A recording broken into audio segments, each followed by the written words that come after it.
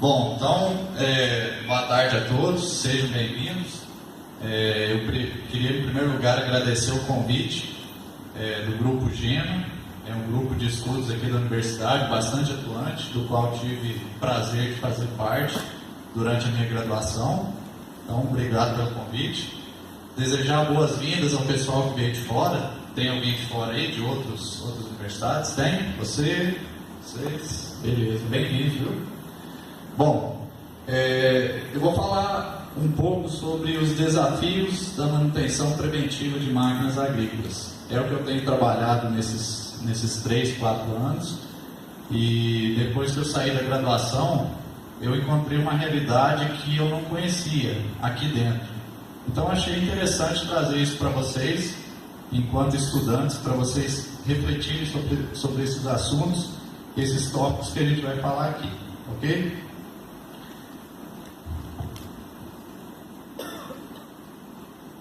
Bom, algum tempo atrás, aproximadamente 1 ano e pouco, eu ouvi uma frase de um colega que me chamou muita atenção.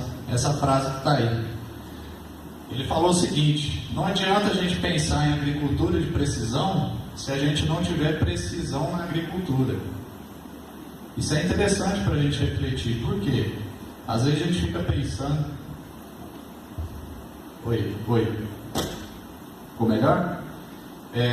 Às vezes a gente fica pensando em coisas modernas, né? Agricultura de precisão, alta tecnologia, mas a gente acaba esquecendo um pouco o pequeno produtor ou aquele médio produtor que não conseguiu atingir esse nível de tecnologia ainda, tá? Então, para a gente dar um passo adiante, a gente tem que concluir os objetivos que a gente está vivendo, ou que já passaram, né? Como é que você vai evoluir sem você ter consolidado o que ficou para trás?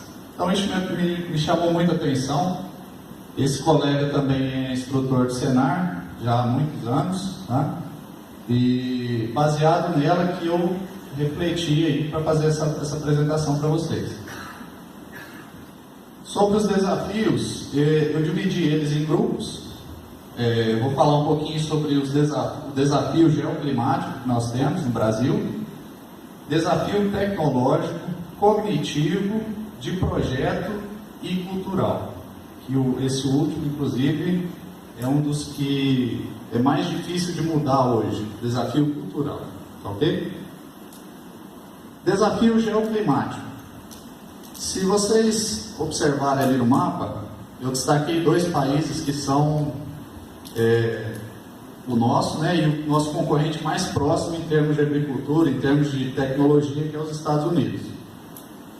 E aqui no Brasil, nós temos uma condição climática fantástica.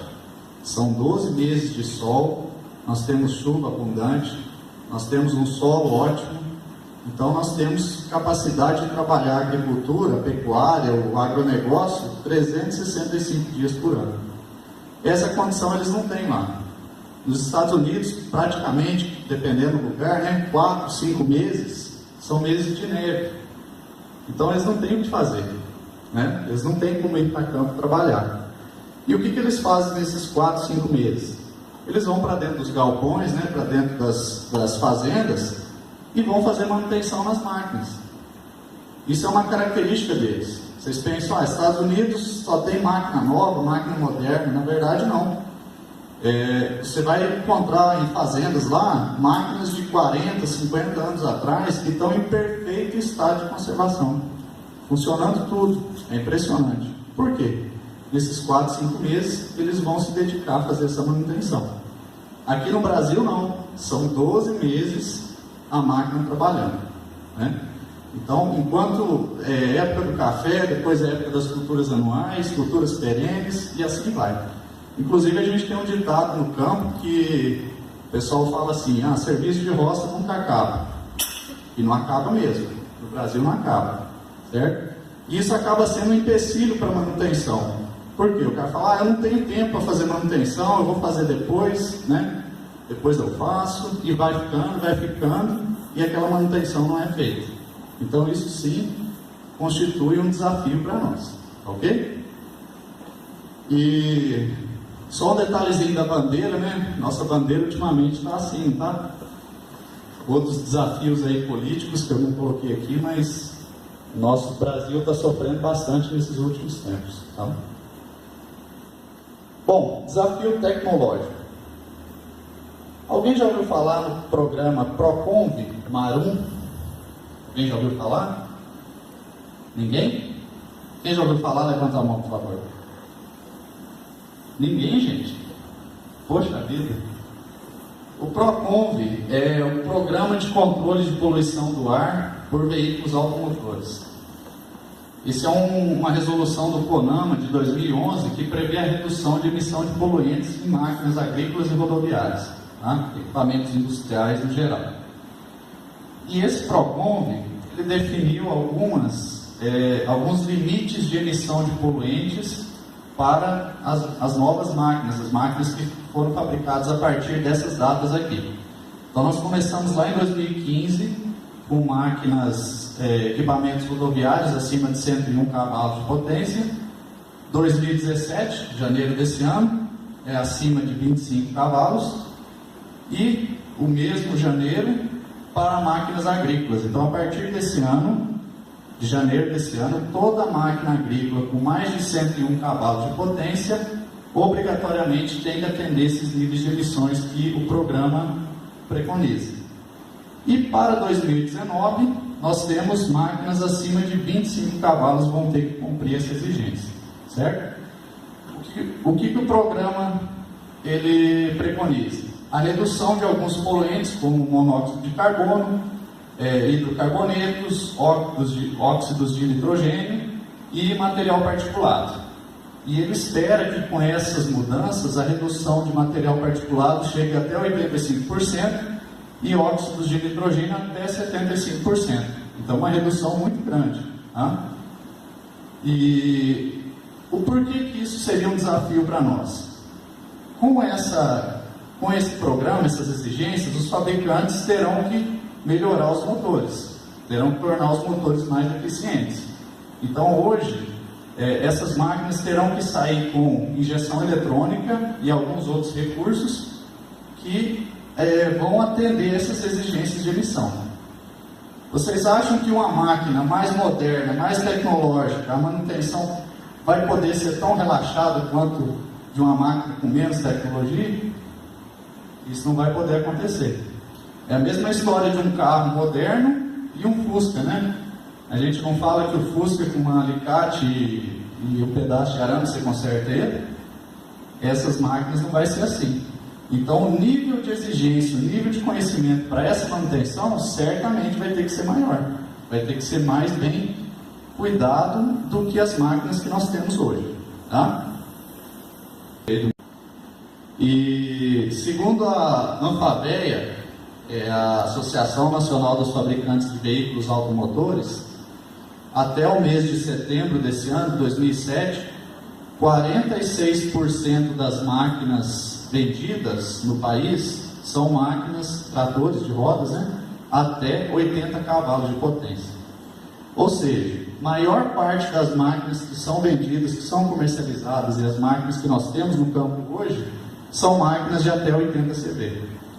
Então, a partir de janeiro de 2009, nós vamos ter um desafio muito grande na manutenção desse tipo de máquina, porque vai entrar essas novas máquinas com esses sistemas mais modernos, o que vai exigir uma manutenção mais detalhada. O que essas máquinas terão a partir dessa data? Sistema de injeção eletrônica, todas, sem exceção. Então, tratores acima de 25 cavalos, ou máquinas no geral, terão que ter sistema de injeção eletrônica. Depois nós vamos mostrar algumas imagens de filtros de combustível, e aí vocês vão me falar se esses filtros vão deixar um sistema desse funcionar, como deixa o sistema convencional hoje. E a utilização do diesel S10, que também vai contribuir para a redução desses poluentes. Associado a isso, nós vamos ter duas outras tecnologias. Então, o sistema de injeção eletrônica vai ser obrigatório, diesel S10 obrigatório também, e um desses dois, ou esse, que é o sistema de recirculação dos gases de escapamento, ou o sistema de catalisação do ar 32. Tá? E aí cada fabricante vai determinar qual dos dois sistemas vai utilizar, e as máquinas vão passar a vir com esse sistema. Depois vale a pena vocês darem uma olhada nesse programa, tem uma cartilha explicativa lá do que é, né, quais são as datas, sobre o PROCON. Bom, desafio cognitivo. O desafio cognitivo está relacionado com a parte de conhecimento, aquilo que o indivíduo sabe. E é uma das coisas que a gente mais observa, que está mais deficiente hoje em dia. As pessoas não têm noção nenhuma de, por exemplo, tipos de óleo diferente, tipo de graxa diferente, né? E isso acaba dificultando demais a manutenção, porque a maior parte das manutenções são feitas de maneira inadequada. Então isso seria desafio cognitivo, e vocês têm um papel muito importante nessa parte, de levar esse conhecimento, isso que vocês aprenderam durante a graduação, para esse público que precisa dessa informação. Eu tive essa impressão, logo que eu saí, que existe um abismo enorme entre o que é aprendido, o que é ensinado, o que a gente sabe, o que a gente vê aqui na universidade, com aquilo que o produtor tem acesso. Enorme, muito grande. E cabe a vocês diminuir esse abismo. Então, o que eu classifiquei como desafio cognitivo? O primeiro desafio é sobre o custo da manutenção preventiva. Quando você fala para o cara que ele precisa trocar o óleo, trocar o filtro, a primeira coisa que ele vai te falar assim: isso é muito caro, não dá para fazer não. Você vai trocar um óleo de uma caixa, de uma transmissão, de um trator hoje de 75 cavalos, você gasta em torno de 500, 600 reais. Você chega para o produtor e fala que ele tem que gastar esse valor, ele cai de costas, né? Mas se a gente pegar e observar o custo de uma hora de um trator, aqui para fazer esse exemplo, eu considerei um trator de 75 cavalos com uma vida útil de em torno de 15 mil horas. E destaquei para vocês o que seria relacionado à parte de manutenção preventiva. Seria lubrificantes e filtros. Somando os dois ali vai dar 5%. 5% do custo hora do trator, da máquina, é destinado para manutenção preventiva. Isso é caro ou não? É ou não é? Muito barato. É muito barato mesmo. Se você não fizer essa manutenção e quebrar algum componente, certamente você vai gastar mais do que 5%. Com toda certeza. Então, para a gente colocar isso na cabeça do produtor, na cabeça do proprietário, que a manutenção preventiva é a mais barata, é um desafio. E muito grande. Tá? Então, tem que mostrar cálculo mesmo, tem que falar isso, e isso vai acabar entrando na cabeça dele aos poucos, tá bom? Lógico que nós temos propriedades, nós temos fazendas com alto nível tecnológico. Então nós temos os dois extremos. Tem aquela realidade em que o cara tem pessoas especializadas em manutenção dentro da própria fazenda. Nós temos uma fazenda aqui próximo de Lavras, a NKG, não sei se alguém conhece. Eles têm até torneiro dentro da fazenda, torneiro mecânico. Para vocês terem uma noção do nível tecnológico deles. Como tem aquele pequeno produtor que não tem noção nenhuma, né? Ou não tem nem uma bancada, às vezes, com uma morsa, um torno, para poder fazer uma manutenção. Então, sempre vai existir os dois extremos. Classificação API dos lubrificantes. Quem conhece a classificação API aí, levanta a mão, por favor. Nossa, só isso? Eu acho que o desafio cognitivo é mais sério do que eu imaginei. Classificação API. A API é uma entidade americana que vai classificar os óleos lubrificantes de acordo com a sua tecnologia e de acordo com o tipo de combustível que aquela máquina vai utilizar. Basicamente, o pessoal conhece a classificação SAI, né? A SAI vocês conhecem? Essa vocês conhecem, né? Mas a SAI nunca anda sozinha, ela sempre vai andar junto com a API. E aí, quando a gente parte para o óleo de transmissão, lá na classificação API vão ter dois óleos vigentes, que é o GL4 e o GL5. Então, vamos supor que nós estamos falando de óleo 90, é um óleo bastante utilizado em máquina agrícola. Vai ser o GL4 ou o GL5. O que muda nesses dois óleos? O nível de tecnologia. O GL5 ele tem um nível de tecnologia muito maior do que o GL4. E qual desses dois vocês acham que as máquinas necessitam? 4 ou 5? 5. 5, sem dúvida nenhuma. Principalmente tratores, né? O sistema de transmissão dos tratores é um sistema bastante exigido. O trator é uma máquina que foi feita para fazer força, então a transmissão tem uma carga muito grande, por isso eu preciso do melhor óleo para transmissão, que seria o GL4. Só que o cara que vai comprar esse óleo, o cara que vai usar esse óleo, ele não entende disso. Ele chega lá na loja e ele pede o quê? Ele precisa comprar um óleo 90. Aí o cara que está vendendo para ele entende menos ainda. Aí traz aqueles dois lá. Mas qual que o senhor vai querer? Qual que é o mais barato? O 4. E aí o cara coloca esse óleo e esse óleo não atinge o nível de tecnologia que aquela máquina precisa. Isso acontece demais. E uma outra realidade mais triste ainda que eu tenho visto nesses 3, 4 anos é relacionada ao setor público, prefeituras. Eu dei muito curso em prefeitura, ou para o pessoal de prefeitura, e tem um processo que chama licitação, e aí ganha mais barato. E aí você pega uma máquina lá hoje, uma moto niveladora que custa em torno aí de 600, 700 mil reais, e aí o cara vai e coloca um óleo desse aqui nela. E aí com 2, 3 anos essa máquina está sendo vendida em leilão por 100, 150 mil. Esse dinheiro é de quem? Esse dinheiro, essa diferença que ficou, é nossa. Então a crise que nós estamos vivendo, ela vai muito além daquilo que a gente consegue enxergar. Eu não tinha noção dessa realidade até conhecer, até estar nesse meio, né, e dar curso para esse tipo de público. Então o GL4 não atende aquilo que a gente precisa. Graxa. Vocês conhecem sobre graxa? Os tipos de graxa que existem? Não? Graxa também tem uma infinidade de tipos. Nós temos a classificação NLGI, que vai determinar o nível de consistência dessa graxa, e nós temos os diversos tipos de sabão, que seria a base daquela graxa, do que aquela graxa foi feita. E quando o cara vai lá comprar a graxa, ele quer comprar graxa. Ele não sabe do que ele precisa comprar, ou qual que é o grau. Você acha que ele tem noção disso? Nenhuma, né? E aí a gente chega lá para comprar a graxa, vai encontrar esses dois tipos. Uma que é de sabão de cálcio e a outra que é sabão de lítio. 100% das máquinas recomendam graxa de sabão de lítio. 100%. Só que aí o cara chega lá para comprar, qual das duas que é a mais barata? A de cálcio. E aí ele leva pelo preço. Só que a graxa de cálcio tem um ponto de gota de 70 graus Celsius, enquanto que a graxa de lítio tem um ponto de gota.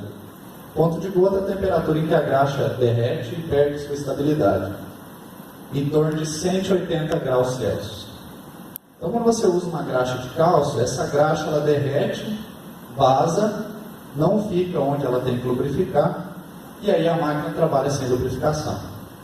E a gente sabe que aço, trabalhando com aço, gera atrito, gera um desgaste. Tá? Então isso aqui é muito sério. Tenho visto bastante pessoal lá, estou com uma graxa boa aqui, aí você vai lá olhar, é graxa de cálcio. Então, graxa de cálcio não é recomendado. Aí nós vamos para a parte de bateria. Existem dois tipos de bateria. A bateria selada, que ela é livre de manutenção, você não precisa dar manutenção, não precisa conferir o nível de solução dela. E nós temos aquela bateria aberta que você precisa regularmente conferir o nível da solução eletrolítica. E aí, você pergunta para o cara, com que você completa a água da bateria? Aí as respostas são as mais variadas possíveis. O cara acha que está fazendo vantagem, fala, eu completo com água filtrada. O outro, eu coloco água mineral. Será que é bom a água mineral na bateria? É péssimo. É a pior água que você pode colocar dentro de uma bateria, a água mineral. Você sabia disso? Por quê? A água mineral ela é rica em minerais. Esses minerais eles são bons para nós, para nossa ingestão. A bateria não precisa disso. Se você coloca uma água rica em minerais lá dentro, você altera a composição química dessa bateria e acaba prejudicando, diminuindo a vida útil dela. Tá? Água da chuva também, o pessoal inventa cada coisa aí, né? Então o ideal seria essa água aqui, que a gente chama de água desmineralizada, tá? Ou destilada, né? Custa em torno de 8, 10 reais o litro. Você compra em postos, em lojas de autopeças. Essa que seria a água ideal. Mas aí o cara não usa essa água, aquela bateria que era para durar 2, 3 anos, dura 1, e aí depois ele vai substituir a bateria. Hoje uma bateria de máquina está custando alguma coisa em torno de 500, 600 reais, dependendo da bateria. Isso é barato, né? Dá para trocar um tanto de óleo aí do motor, do filtro, né? Com esse valor. Então, por causa de uma simples água que o pessoal não tem conhecimento. Desafio cognitivo para nós. Desafio de projeto. Os projetos de máquinas, muitas vezes, eles acabam deixando de lado a parte funcional da máquina, a parte de manutenção, a facilidade de manutenção. Isso acontece bastante. Vamos ver alguns exemplos aqui? Talvez a projeção não esteja boa, mas nessas setas tem pinos graxeiros, né? São 3 pinos graxeiros aqui. Esses pinos graxeiros precisam receber graxa diariamente, ou a cada 10 horas de serviço. Só que eles ficam um pouco escondidos, não ficam? Vocês acham que o cara, tendo que engraxar esses pinos todos os dias, com essa dificuldade, esse tanto de obstáculo aqui na frente, você acha que ele vai engraxar esses pinos? Não vai de jeito nenhum. Aquilo ali é esquecido, nunca mais vê graxa na vida. Vê graxa só quando sai de fábrica ou quando a gente vai dar um curso de Senai, né? Que aí a gente pede para o cara engraxar. Nas costas vai engraxar isso aí. Mas senão, isso aí passa anos e anos sem ver graxa.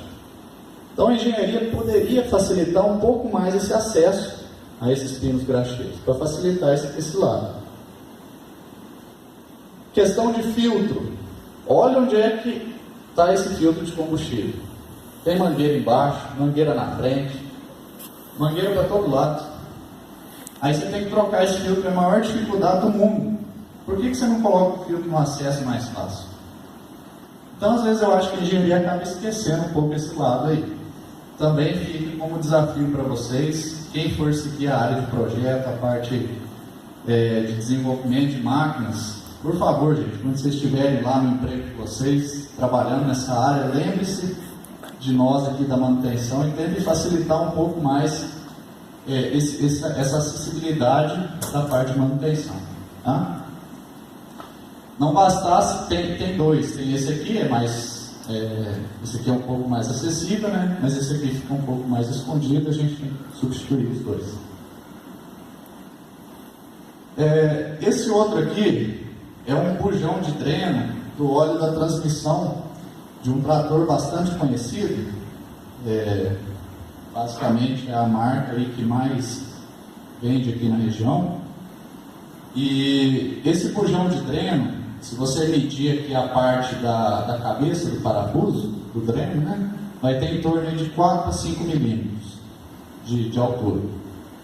Se você pegar a chave que serve nesse bujão aqui, eu não sei se vocês já repararam, mas a chave ela tem um degrauzinho aqui entre a borda e o início do dente. Tem um degrau ali de aproximadamente 1 a 2 milímetros. Quando você coloca essa chave nesse parafuso, nesse bujão, a área de contato vai ser em torno de 2 a 3 milímetros. O que acontece quando você faz força para abrir esse bujão? A chave escapa. Roça o parafuso, estraga o parafuso, e aí depois a única maneira de abrir isso é no martelo e na talhadeira. Então, será que não seria interessante colocar um bujão um pouquinho mais alto ali, para dar uma pega melhor na chave? Né? Poderia aumentar isso aqui uns 3, 4 milímetros, não ia interferir em nada o preço da máquina, mas com certeza ia facilitar demais a manutenção. Então, na hora que chega para trocar o óleo da transmissão, do hidráulico, desse trator, o cara desanima. O cara fala, não consigo abrir o bujão de dreno, como é que eu vou trocar esse óleo? Tá? E esse trator aqui, por incrível que pareça, desde o início da sua fabricação até hoje, esse bujão é do mesmo jeito. Se passaram mais de 40 anos, o bujão continua igual. Então, se porventura algum dia vocês entrarem nessa fábrica aí, tentem mudar isso, beleza? Bomba alimentadora. Esse aqui é um outro modelo de trator bastante comum aqui na região. Aí você, lendo lá o manual do operador, vai falar para você fazer a limpeza da tela da bomba alimentadora com 250 horas. Só que para tirar essa bomba, para tirar essa tela, tem uma tampa aqui em cima da bomba. Como é que eu tiro essa tampa? Naquele caso ali. Eu tenho que desmontar praticamente todo o escapamento do trator para chegar numa telinha, que é um parafuso Phillips que tira. Você tira para limpar a tela. Quer dizer, eu acho que a pessoa que projetou isso nunca deve ter feito a manutenção do jeito que colocou lá no manual. Aí você acha que o cara vai ter o trabalho de desmontar todo o escapamento para limpar essa telinha? Não vai. Não tem como. Tá? Esse outro bujão aqui é de uma bomba injetora linear, é daquelas antigas que você precisa conferir o nível de óleo da bomba injetora. Essa bomba injetora ela foi muito comum nos motores MWM, hoje ela está voltando ao mercado, tá? E esse bujãozinho aqui para você conferir o nível de óleo. Então você tira ele, o óleo tem que vazar ali. Como é que eu tiro um bujão com um tubo aqui passando na frente? Tem jeito de tirar? Não tem.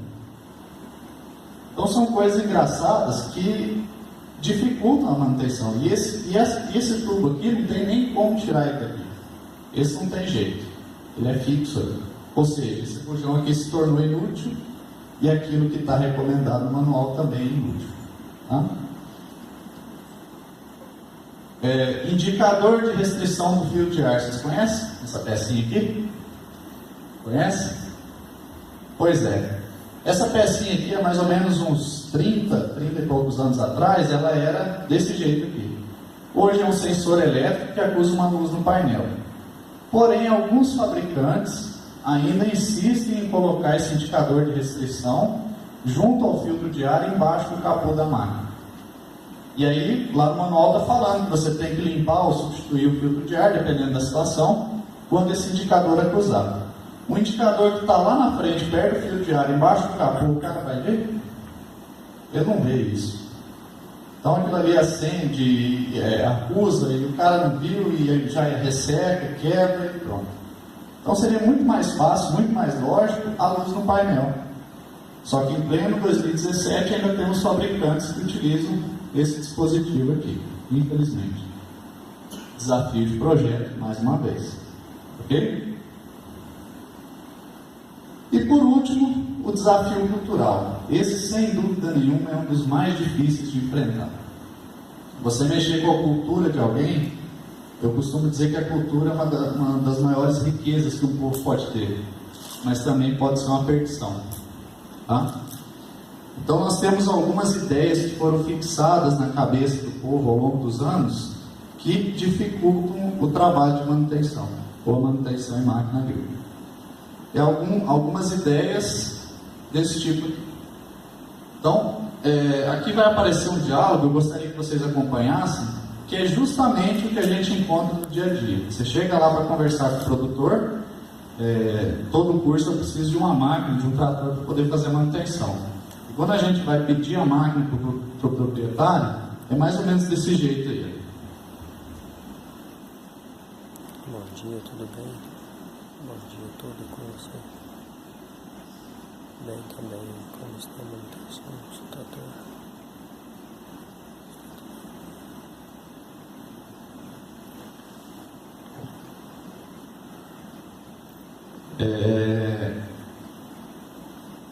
Vocês conseguiram acompanhar aí? O cara considera a manutenção como sendo a troca de óleo do motor. Só isso. Ele acha que fez a manutenção da máquina dele. Eu troquei o óleo do motor. E o resto? E o câmbio? E o hidráulico? E o eixo dianteiro? Reduções finais? Às vezes o cara nem sabe que vai óleo lá. Aí, pior do que isso, o cara fala assim, não, eu não troquei o óleo não, mas esse óleo está com uma cor boa, né? Pega, põe assim no dedo, está com uma viscosidade boa, né? Não precisa trocar, não. Lógico que na vareta vai estar com uma cor boa, porque a impureza vai estar onde? No fundo, ela vai estar sedimentada. Então a cor de óleo não define a qualidade desse óleo. O que define são testes físicos e químicos sobre a qualidade daquele óleo, ou seguir o que o manual está recomendando. Então nós temos máquinas aí, gente, acredite ou não, mas passam 3, 4, às vezes até mais, 1000 horas sem trocar um óleo com uma transmissão, do eixo, né? Por quê? O cara acha que não tem necessidade, para ele é só o motor que importa. Aí a gente parte para sistema de arrefecimento, aí piorou, o cara não sabe nem o que é isso. Sistema de arrefecimento, aí não tem jeito, vocês sabem, né? Aí você fala para o cara, você tem que trocar o filtro de ar já está ruim. Quanto custa? Custa uns R$80. Nossa senhora, não posso trocar não, deixa isso aí no sistema. Só dá uma sopradinha nele que tá bom. Tá? Isso é cultura, gente. Bom? Sistema de arrefecimento. Engloba a parte de radiador, de ventilador, de correia, de válvula termostática e os outros componentes. Eu costumo dizer o seguinte, se um dia você tiver com vontade, muita vontade de limpar um filtro de ar, vai limpar o radiador, tem mais vantagem. Porque isso aqui é comum, você encontrar situações daquele jeito ali, radiadores totalmente obstruídos.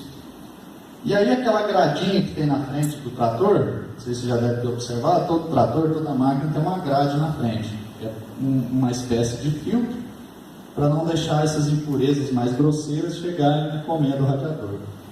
Aquilo ali eventualmente quebra, né? O cara acha que o trator agrícola pode fazer serviço de trator de esteira e usa para arrancar café, para desmatar, para roçar.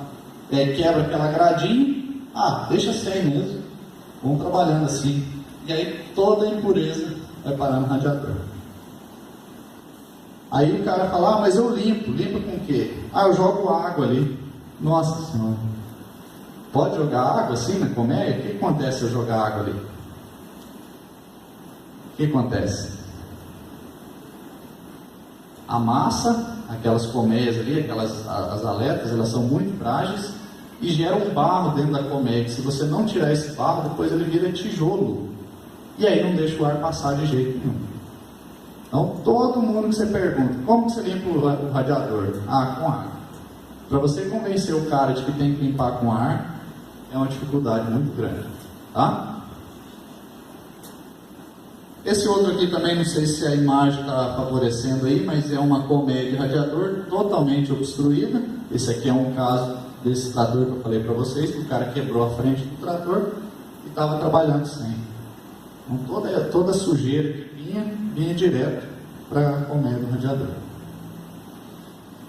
Esse outro aqui é uma colmeia com uma claridade no fundo, para a gente identificar onde que o ar está passando. Ou seja, era para passar em tudo, né? Está passando só aqui, nessa região. E aí a reclamação que a gente mais ouve, o cara fala, meu trator esquenta muito. Esquenta? Claro que vai esquentar, você não faz a manutenção correta. Tá? Aí você fala para o cara, você vai ter que parar seu trator, vai ter que desmontar o radiador, vai ter que lavar ele. Você acha que ele aceita isso? Não aceita. Certo? O cara fala, depois eu faço, amanhã eu faço. Então isso é cultural, tá bom? Aditivo piorou. Você falar em aditivo de radiador, grande maioria não sabe nem para que serve. Né? Então, o sistema de arrefecimento, você tem água, e você tem ferro fundido, você tem aço, outros materiais, esses materiais enferrujam. E se você não usar um agente para evitar essa ferrugem, essa corrosão, certamente os componentes do seu sistema vão estragar.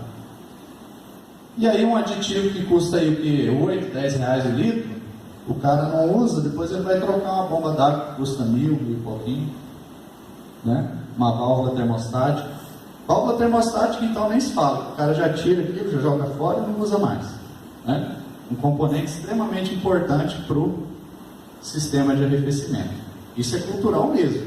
A maioria dos mecânicos, você chega, faz um teste, vai no mecânico, leva seu carro e fala que ele está esquentando. Você vê a primeira coisa que ele vai te falar. Tira a válvula termostática que ele resolve o problema. Joga ela fora, não precisa, ela está ali à toa. O engenheiro estudou, a engenharia estudou quantos anos aquele projeto para fazer um dispositivo daquele para você falar que não serve para nada, né? Isso acontece, cultura, tá bom? Isso aqui, ó, esse líquido tá preto assim, que o cara colocou pó de café. Pó de café dentro do radiador para tampar os furos do radiador. Verdade, isso é verdade. Eu preferia beber o café, né? Eu acho que é melhor do que colocar no radiador. Mas isso é comum.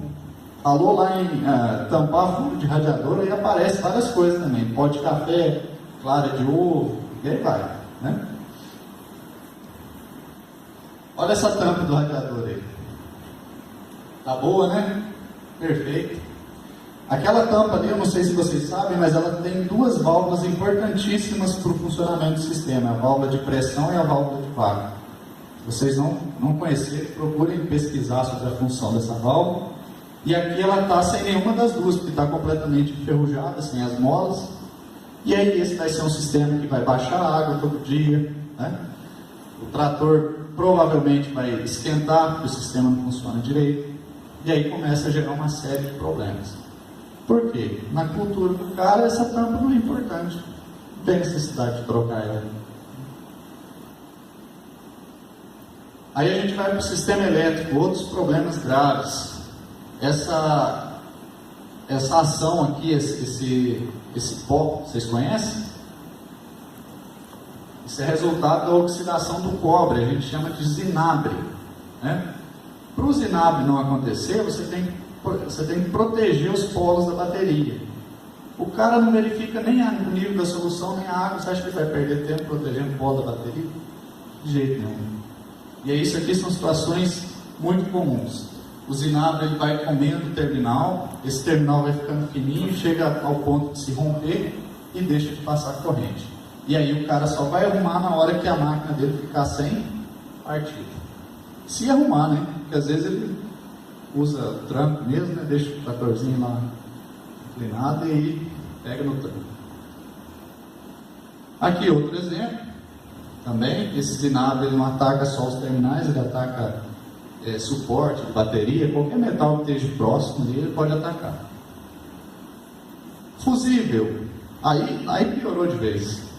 Primeiro que o cara não conhece como fusível. Você sabe como é que eles chamam esse componente aqui no campo? Fuzil. Ah, estragou o fuzil. Que fuzil? Fusível, né? E aí isso vai passando. Isso é uma cultura que vai passando de geração para geração. E é difícil para você mudar isso, né? A pessoa não aceita. Quando você tenta corrigir ela vai ter uma aversão a você. O cara está querendo me corrigir, quantos anos que eu mexo com isso, né? Aí falou em capacidade fusível. Fusível queima, você acha que ele coloca outro novo? Não, ele coloca um pedacinho de arame lá. Aí eu costumo perguntar, você sabe quantos amperes tem esse pedacinho, esse filete de arame está deixando passar? Não. Ah, mas está funcionando. Tá funcionando por enquanto. É a hora que sua máquina pegar fogo, der um curto-circuito. Como acontece em vários casos aí, principalmente colhedora, né? Colhedora de cereais que pegam fogo aí por causa de curto-circuito, mantém o sistema elétrico precário. Sistema de alimentação de combustível. Aquilo ali é um copo sedimentador. A grande maioria das máquinas agrícolas tem esse copo sedimentador. É um pré-filtro que serve para separar a sujeira mais grosseira, a água que tem no diesel, né? E depois o filtro acaba de filtrar. Acreditem ou não, mas isso aqui são tratores que estavam trabalhando. Aí lembra lá atrás quando eu falei para vocês sobre o PROCONF, sobre os níveis de emissão de poluentes e o sistema de injeção eletrônica? Vocês acham que um sistema de injeção eletrônica vai aceitar isso? Não vai aceitar. Então aqui vai se misturar o desafio cultural com o desafio tecnológico. Nós vamos ter que melhorar essa manutenção, senão os tratores não vão trabalhar. Hoje trabalham, os sistemas mecânicos são mais robustos, então acaba aceitando um pouco isso aqui, mas injeção eletrônica não aceita, ok? Aqui é a tal tela da bomba alimentadora, algumas imagens aqui. Essa daqui o pessoal não sabe que existe, ou se sabe, acha que não precisa limpar. Aí você chega lá, a máquina está perdendo força, perdendo potência, está tudo limpinho, filtro novo, tudo certinho, você vai abrir a telinha da bomba, não está passando mais disso, como é que a máquina vai responder? Não tem como. Filtro de combustível também, algumas imagens, tá? A gente encontra muito barro, muita sujeira, o pessoal acaba sendo muito relaxado com o manejo do diesel, esse transporte desde que sai do posto. A maior parte dos usuários faz isso com um galão de 20 litros, 50 litros, né? E aí acaba indo muita sujeira, e aí o cara não troca o filtro dentro do período que o manual recomenda, tá? Isso que é um filtro barato. Esse filtro aqui vai custar 30, 40 reais no máximo, tá? Imagina lá o filtro de ar que custou 80. Óleo da transmissão. Esse aqui é campeão. Eu diria que uns 20, 30% do pessoal troca esse óleo. O resto não troca. A máquina vai passar 5, 6 mil horas com o mesmo óleo da transmissão. E aí isso fica mais... Isso é um agravante ainda maior em máquinas que utilizam o mesmo óleo para o sistema hidráulico. Transmissão e sistema hidráulico com óleo comum. Isso acontece muito nos tratores. E aí essa sujeira chega lá no sistema hidráulico, aí danifica retentor, válvula, bomba, e aí começa a ter uma série de prejuízos. Tá? O cara fala assim, o óleo está bom ainda, olha aqui na vareta, o óleo está clarinho, não precisa trocar esse óleo. Né? Alguns filtros do sistema de transmissão, eles são laváveis, são filtros internos. Quando você esgota o óleo, você tira o filtro para poder lavar ele. O pessoal não sabe que esses filtros existem. Não sabe. Uma vez eu cheguei num determinado lugar para dar um treinamento, e o cara falou assim comigo, você pode até usar esse trator aí, mas o hidráulico dele não está funcionando. Eu já chamei o mecânico, ele vai vir arrumar. Aí eu falei, espera um pouquinho, vamos ver o óleo da caixa primeiro, antes de você chamar o mecânico. O mecânico cobrava 400 reais só para ir ver o que tinha acontecido, que era um mecânico de outra cidade. Quando nós tiramos esse filtro aqui, ele estava completamente entupido, tampado, não passava mais óleo. A gente lavou o filtro, não trocou o óleo da caixa, né? Você já sabe o motivo. Então coamos o óleo da caixa, passamos uma malha fina, ficou o trator hidráulico, funcionou na hora. Porque o cara nem sabia que aquele filtro ali existia. O mecânico ia se dar bem, né? Ia ganhar uma bolada sem esforço nenhum, ia só lavar aquele filtro ali e pronto. Redução final. Redução final são aquelas pontas de eixo dianteiro e traseiro. Em alguns tratores isso é banhado a óleo. Esse usuário aqui, esse proprietário, foi um fato curioso, porque fazia 15 anos que ele tinha o trator e ele não sabia que ia óleo dentro da redução final. Não sabia. Passou 15 anos sem trocar esse óleo. Ele está saindo aqui preto, talvez a imagem não favoreça, mas aparece de malha, de aço aqui. E esse óleo, quando a gente toca ele dentro do período recomendado, ele não tem cor. É a coloração normal do óleo que você coloca lá. Agora saiu preto, né? 15 anos de uso, é um tempinho bom. Aqui uma outra, a redução final traseira, só mostrando a cor do óleo, pura terra. Tá? Depois, mais para frente, nós vamos ver como que essa terra entrou lá. Mas basicamente é do cara não trocar. O cara não troca. Agora o porquê, né? É difícil explicar. Respiros. Tá vendo esse cara aqui, ó? Essa pontinha aqui? Qual que é a função de um respiro no sistema mecânico? Aliviar a pressão que aquele sistema gerou. Então toda vez que eu tenho engrenagens trabalhando dentro de óleo, lubrificante, isso vai gerar uma pressão. Se não tiver para onde essa pressão sair, ela vai estourar em algum lugar. Geralmente algum retentor que está vedando aquele óleo.